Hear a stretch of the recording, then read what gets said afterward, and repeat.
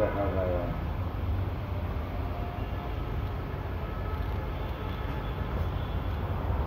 হ্যাঁ, এই মাছটা যদি আমি কাটতে পারতাম। কাটেন, আমি আর পাবেন না। আমি বডিটা দাঁত দিয়ে আনছি, কাটেন। ডিম আছে রে, ওর চেয়ারটা আমি তো একটু চেয়ার আছে না মাছ। হ্যাঁ, চেয়ারটা না। আবার সুদূর যমুনা থেকে, যমুনা নদী, সিরাজগঞ্জের যমুনা নদী, কাজীপুরের যমুনা নদীর থেকে মাছটা এসেছে। এই মাছের ব্যক্তিগত নাম কি? কুটুমিয়া। কুটুমিয়া নতুন পানির মাছ একটু হইতেও পারে, নতুন পানি পাইতেছে। আমি একদিন আগেই বলছি মাছ বয়ে নিয়ে আসছে বুলবুল, কিন্তু বুলবুলের মাছ খেলে ভূতে ধরে, কিন্তু সে আজকে ভূতে ধরলো না কেন বুঝলাম না। সাথে আরেকজন আছে, নাম বলো। নাইম, আমাদের কাজীপুরের ভাই, অনেক কষ্ট করে মাছ নিয়ে আসছে, একদম পুরা লম্বা, আরো লম্বা 18 কেজি মাছ।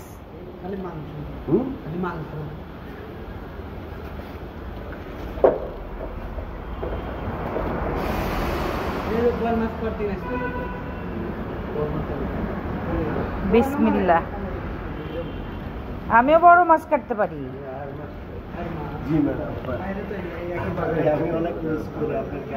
তাই? হ্যাঁ, আপনি আমার গান শোনেন?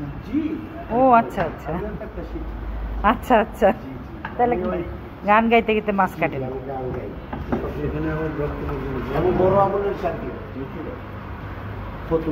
আচ্ছা আচ্ছা।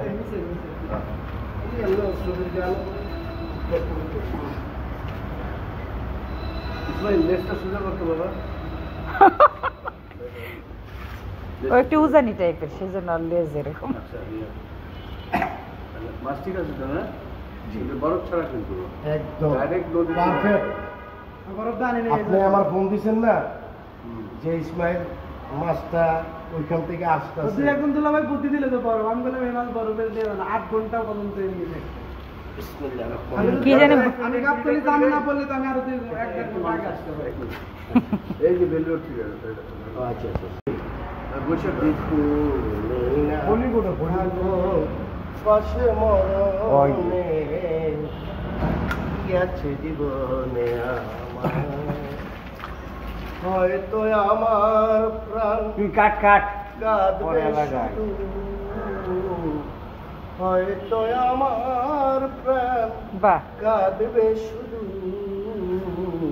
বিরহের দিন গনে, যদি তুমি না থাকো পাশে মরণে কি আছে জীবনে আমার, তুমি ছায়া আমি কায়া একে রূপে স্বরূপ, তুমি সুর আমি বাসি আহা কি অপরূপ, তুমি ছায়া আমি কায়া একে রূপে স্বরূপ, তুমি সুর আমি বাসি আহা কি অপরূপ, তুমি অগো তুমি মোর, তুমি অগো তুমি মোর জীবনে মরণে কি আছে জীবনে আমার, যদি তুমি না থাকো পাশে মরণে কি আছে জীবনে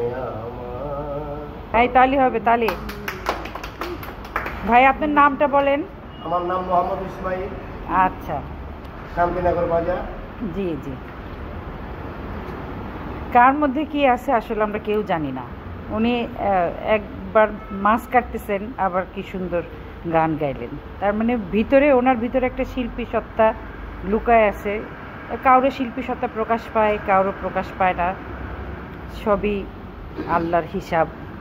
যাই হোক, উনি এখন মাছটা কাটবেন।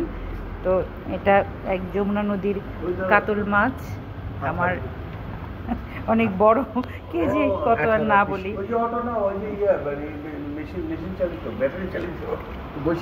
ছোট ছোট দুইটা ভাই, ওরা কষ্ট করে নিয়ে আসছে মাছ। কাটার সময় আমি আবার দেখাবো ইনশাআল্লাহ।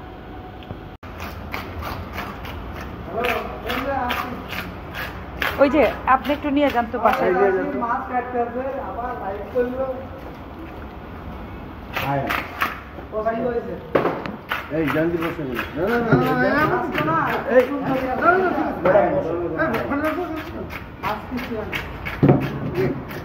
কত কেজি এটা? এই যে মাছ না 18 মেশিন আজকের দিন হইব আমাদের লাগে কারণ শ্বাস বন্ধ শ্বাস এই সময় ছোট বড় বেশি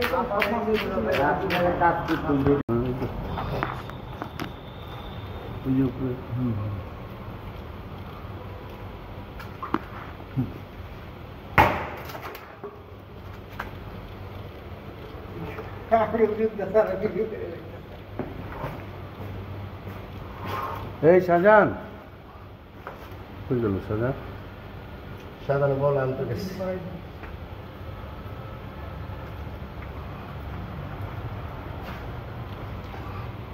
বিশ্বাস তো মাছ নিয়ে পড়েছে না, ও তো রওনা দিচ্ছে তোমার ওটা 4টা-5টার দিকে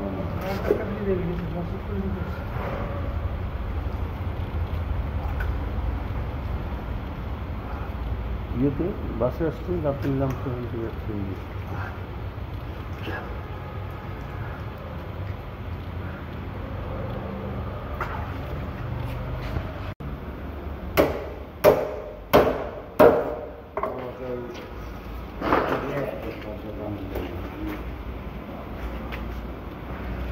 দেখেন যে ভদ্রলোককে চেনা যায় কিনা।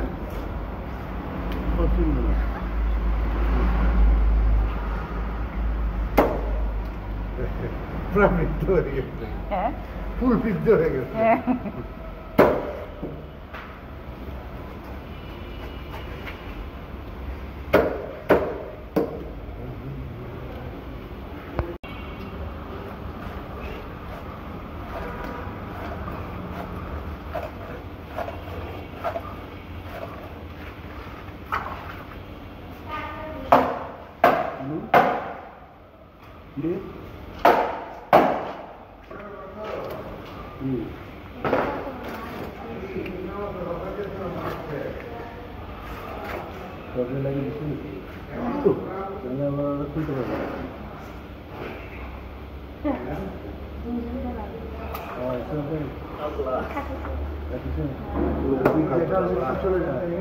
নাম দিয়ে পারে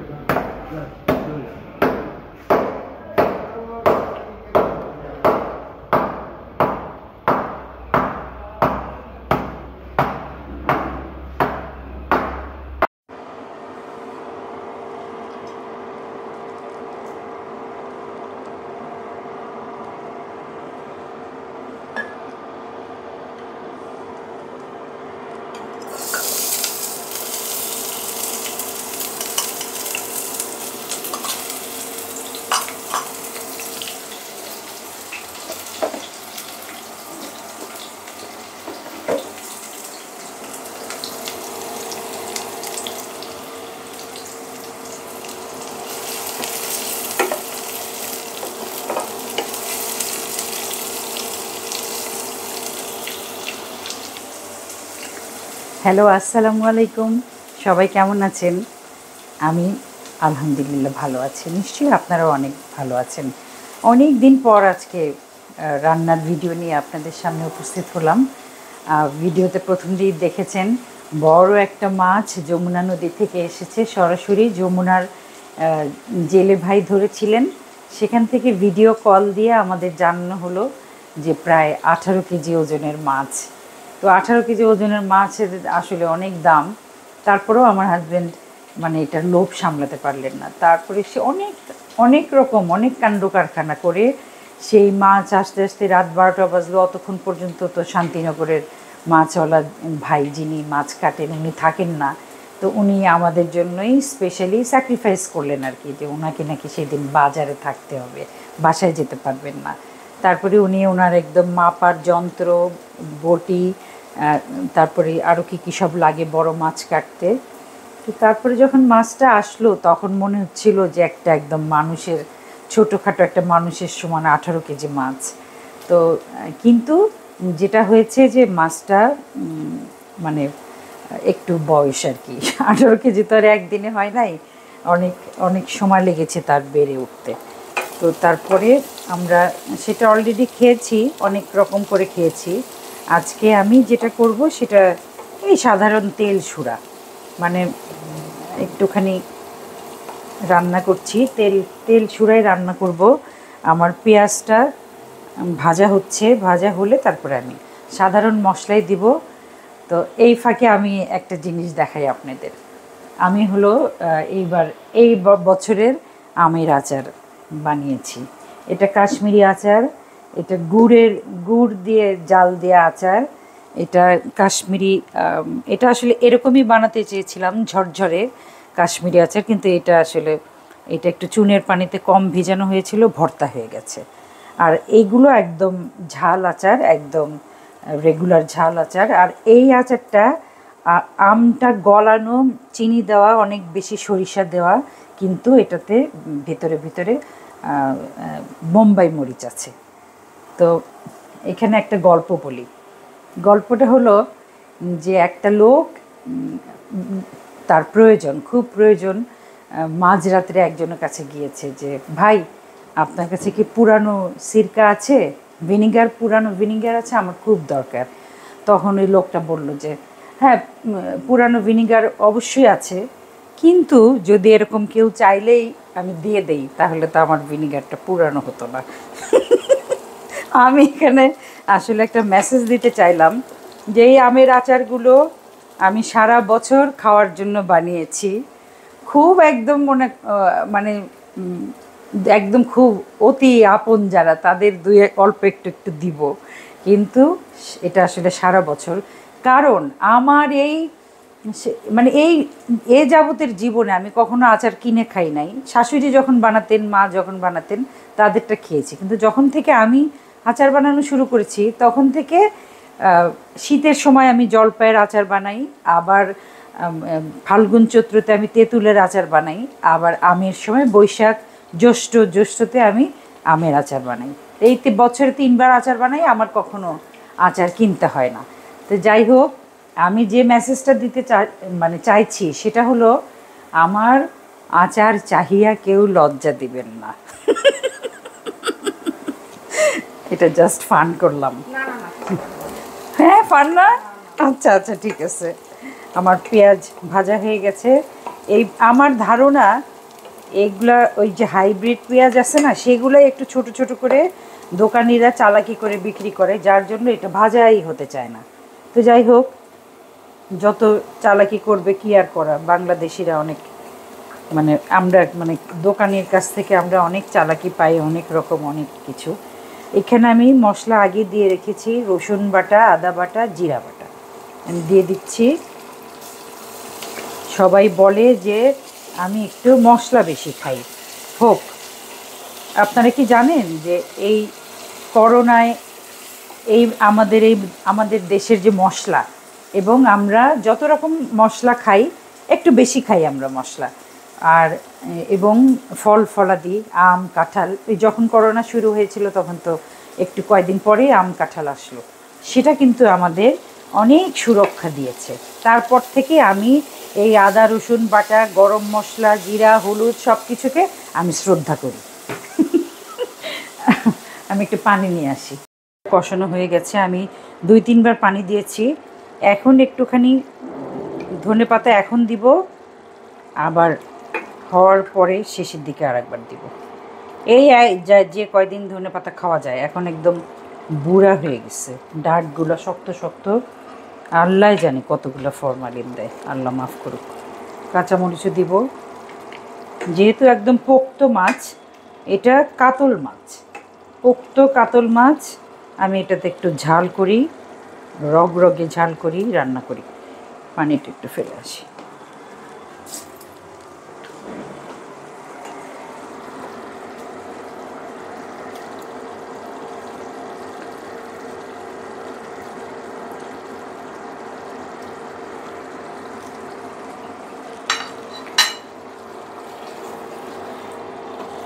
যে মাছওয়ালা ভাই মাছ কাটছিলেন, উনি আসলে শিল্পী।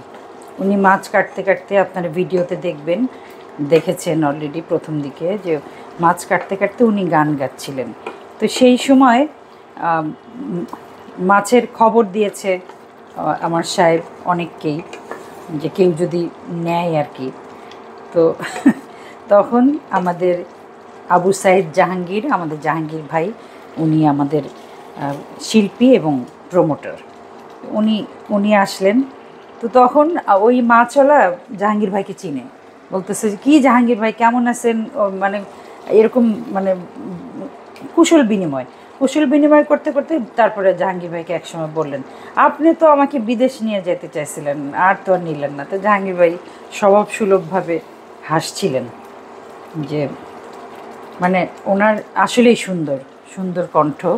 একটা সময় ছিল না যে সেরা কণ্ঠ বা ক্লোজ আপ ওয়ান, ওইখানে অনেক সাধারণ মানুষ যারা যারা কিন্তু শিল্পী, তারাও টেস্ট পরীক্ষা দিতে আসতেন। তা আমার মনে হয় উনি এরকম কেউ একজন। আমার কাছে মনে হচ্ছিল যে আসলে আমরা নিজেরা কি বা কে কী হতে চাই এবং সবশেষে আমরা কি হয়ে যাই, আমরা কিছু জানি না। একজন কাঠমিস্ত্রি হয়তো আসলে সে একজন বাউল, আবার একজন ইঞ্জিনিয়ার যে কিনা অনেক বেশি সাহিত্য পছন্দ করে। তো সেখানে যার মানে এটা একটা অনেক বড় সৌভাগ্য যে আমি অঙ্ক বুঝি এবং আমি শেষে অঙ্কবিদ হয়ে গেলাম। কিন্তু আমি হতে চাই শিল্পী, বাবা মা আমাকে মেরে পিটে তৈরি করলো অঙ্কবিদ, এর চেয়ে দুঃখের কিছু নাই। আমি সৌভাগ্যবানদের মধ্যে একজন যে আমি শিল্পী এবং শিল্পী হতে চেয়েছি এবং শিল্পী হতে যাওয়ার পথে। তো যাই হোক, আমি নিজেকে কণ্ঠশ্রমিক পরিচয় দেই, কারণ ওটাই আমার আসল পরিচয়, কিন্তু আমি শিল্পীও হতে চাই। সেটা যে কোনো সেক্টরের শিল্পী, সেটা রন্ধন শিল্পী হোক, গানের শিল্পী হোক, সূচি শিল্পী হোক, এবং কাঠ নিয়ে কাজ করার আমার খুব ইচ্ছা। কাঠের কারুকাজ, কাঠ খোদাই করে যে আমাদের কাঠুরিয়া ভাইরা, কি বলে ওনাদের, কাঠমিস্ত্রি, তাদের যে কারিশমা, কাজের যে হাত, তাদেরকে কি শিল্পী ছাড়া আর কিছু বলা যায়? যায় না। আমার মাছটা আর একটুখানি কষানো হবে, তারপরে আমি সামান্য একটু ঝোল দিব। এটা দেখেন, মাছটা যে অনেক বড় তার প্রমাণ হলো টুকরাগুলো গোস্ত গোস্ত, খেতে কিন্তু খারাপ লাগছে না। এটার মাথাটা আমরা মুগের ডাল দিয়ে খেয়েছি, এবং অবশ্যই এই মাছ 18 কেজি মাছ তো আমরা একলা খাই নাই, অনেক মানুষ খেয়েছে। যাই হোক, আমি এটা কষানো হলে তারপরে আসছি।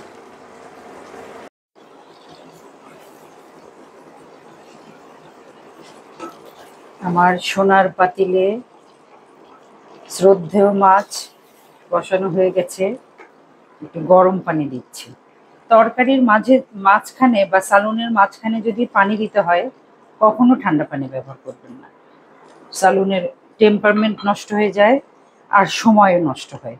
যা মানে আপনি সালুনে ঠান্ডা পানি দিলেন তো অনেকখানি সময় পিছিয়ে গেলেন। রান্নাঘরে কে অনেক সময় থাকতে চায় বলেন?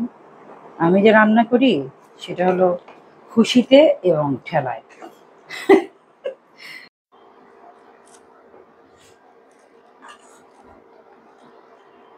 খুশিতে এবং ঠেলায় কথাটা বললাম, কিন্তু আসলে আমি অনেক ফান করি, আমি অনেক দুষ্টামি করি। বাংলায় বললে, আজকাল তো মানুষ দুষ্টামি বুঝেই না, ফান বুঝে। ফান করি কারণ আমার বাবার এই অভ্যাস ছিল। জীবনে অনেক দুঃখ, অনেক বেদনা, অনেক না পাওয়ার ঘটনা, সব কিছু উনি হাসি দিয়ে পার করতেন। এই যে মানে আমি যে দীর্ঘ 10টা বছর পার করলাম, আপনারা আমাকে কখনো হাসি ছাড়া দেখেছেন? কখনো না। একটা অসতর্ক মুহূর্তেও আমি মুখ বেজার করি না, মন বেজার করি না। আমি জানি আল্লাহ যা দেন সেটাই আমাকে হাত পেতে নিতে হবে। তো সেই আল্লাহর উপর ভরসা আমার পুরোপুরি। তো যাই হোক, আমি ভিডিও করতে করতে অনেক কথা বলি, হয়তো বাড়তি কথা হয়ে যায় অনেক সময় এলোমেলো হয়। বাড়তি কথা বললেই কথা বেড়ে যায়। যাই হোক, সেটা তো এক একজনের এক একটা অভ্যাস থাকে। আমার এই সালুনটা এখন আরেকটা বলক উঠবে, তারপরেই হয়ে যাবে। আমি এরপরে বিদায় নেওয়ার জন্য আর একবার আসবো।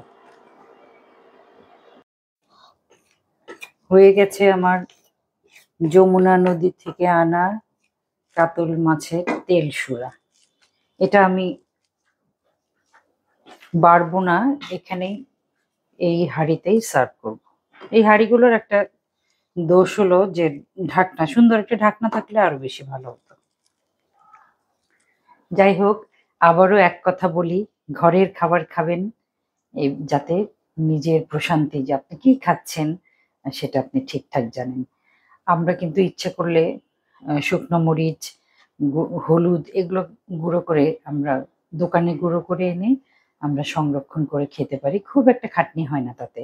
আপনি একটু মাঝে মাঝে সে গুঁড়াগুলো আপনি রোদ্রে দিলেন, দিয়ে আবার একটা টিনে ভরে রাখলেন। আর মশলা আদা রসুন তো আমরা বাটাই খাই, বা অনেক সময় কেটে দিলেও সেটা গলে যায়। তো যেটা বলি যে রান্নাটা আসলে একটা সংসারের একটা অনেক বড় একটা অংশ। রান্নার প্রক্রিয়া, বাজার করা, এটাকে সময় অপচয় ভাববেন না কখনো। যে মানে পড়াশোনা, চাকরি, ক্যারিয়ার এগুলোই সবচেয়ে বেশি সময় নিবে আমাদের। ছেলে মেয়েদের কোচিং, রান্নাতে কেন সময় দিব? কিন্তু এই রান্নাটা দেখেন সারা পৃথিবীতে কিন্তু সবাই যেভাবেই থাকুক, ডিনারটা কিন্তু তারা একসাথে করেন। এটাতে পারিবারিক হৃদ্যতা, বন্ধন সেটা আরো বাড়ে। আমাদের কিন্তু যে পারিবারিক বন্ধন সেটা কেমন ভেঙে ভেঙে যাচ্ছে। আমরা অনেক কিছু দেখি, অনেক কিছু দেখে মন খারাপ হয়ে যায়। আমরা আমাদের ছেলেপেলেরা পাড়ার দোকানদারকে চেনে না, পাড়ার দোকানের ভাই, মামা, চাচা, তাদেরকে চিনলে তারা, আমাদের ছেলে মেয়েরা একটা ভুল কাজ করতে তারা ভয় পাবে, একটা রাস্তায় দাঁড়িয়ে একটা সিগারেট ফুঁকতে ভয় পাবে। তো সেখানে পারিবারিক বন্ধন সবচেয়ে বড় কথা, তারপরে হলো সামাজিক বন্ধন, তারপরে তারপরে সারা দেশের যে একটা বন্ধন, একটা মানে আন্তদেশ বলা যায়, যে বাংলাদেশের মানুষের যে বন্ধন, সেই বন্ধনটা তখনই পরিপূর্ণ হবে যখন আমাদের পরিবারের বন্ধনটা, পারিবারিক বন্ধনটা একদম হৃদয়ের সাথে গেঁথে থাকবে। তো যাই হোক, রান্না করতে গিয়ে আমি অনেক কথা বলি, আপনারা কিছু মনে করবেন না। আমি তো একটু সিনিয়র পার্সন, একটু টিচার টিচার ভাব আছে, একটু কথা বলি বেশি। যাই হোক, আবারও বলি, আর আল্লাহ আপনাদের সবাইকে অনেক ভালো রাখুক, এবং আমার জন্য দোয়া করবেন, এবং ক্যামেরার পিছনে আমার বৌমা আছে, তার জন্য দোয়া করবেন, এবং সবাই ভালো থাকবেন। আসসালামু আলাইকুম।